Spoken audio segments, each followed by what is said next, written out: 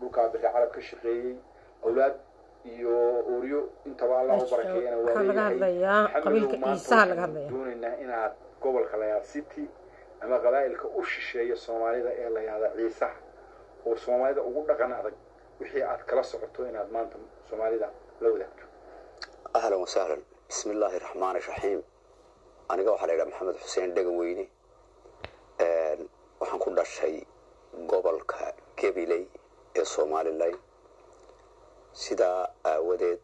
ninka saaxiibka ayaa warka uu weydiiyay anigoo ka jawaabay dhaqanka Soomaalida gobolada aan aad u aqaano waxaan Soomaalida u sheegayaa dhaqanada ugu cajabta badan leh waxyaabaha ay cajabiye kamid ah ee aan doonayo inaan telefishinkan siiyo oo dadku dhageystaan oo waxyaabaha dhaqanka aniga maanta iigu cajab badan gobolada aan ka soo jeedo iyo gobolkan saaxiibkay ka soo jeedo gobolada kale la mid ah Soomaalidu leedahay iga cajab badan aan arkay intaan yaana noolaa ama aan tagi jiray goboladaasi waa gobolka City Layla ama qabaa'ilka Ciisaha Layla ay degaan marka waqtiyada aan dhulka maray ee aan tagay gobolada Ciisu ay leeyihiin ayaan ku arkay dhaqanna Soomaalidu aanay aqoon badan u lahayn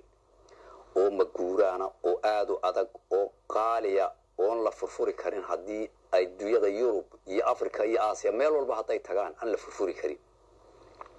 oo runtii in lagaga daydana ay wanaagsan tahay kolka lagaga bilaabo tareenka Djibouti ka baxay dalka Itoobiya taga wixii galbeed xagga ciideedu ka dhacday ka xiga ilaa meesha nimanka anfarta la yiraahdo imikana iska yar hor yimaadana dagaaladu dhex marayaan Soomaalida ilaa lagala gaaro waa dadka ugu dhaqan cajab badan ee ninku hadii uu 100 jaamacadood ka baxa iyo haduu Yurub tago haduu Mareykan tago oo uu dhaqankiisa bedelin waa meelaha aan ku arkay in doonayna telefishinkan kaga sheekeeyo baadiyaha dhulkaasaan arkay oo ama dhaqanka kolkay magaalada yimaadaan sida uu eegi jiray horta marka uu horeysiyo waxa la yiri laba nin baa wada ooli jiro geel lahaa labada nin taas sheekada waa dheedhehe waa ka baxay marka hadda qaybtii labaadna waa soo wadaaye oo ku saabsan xeer Ciisuhu waxaan fahmay TikTok-da ka fahmay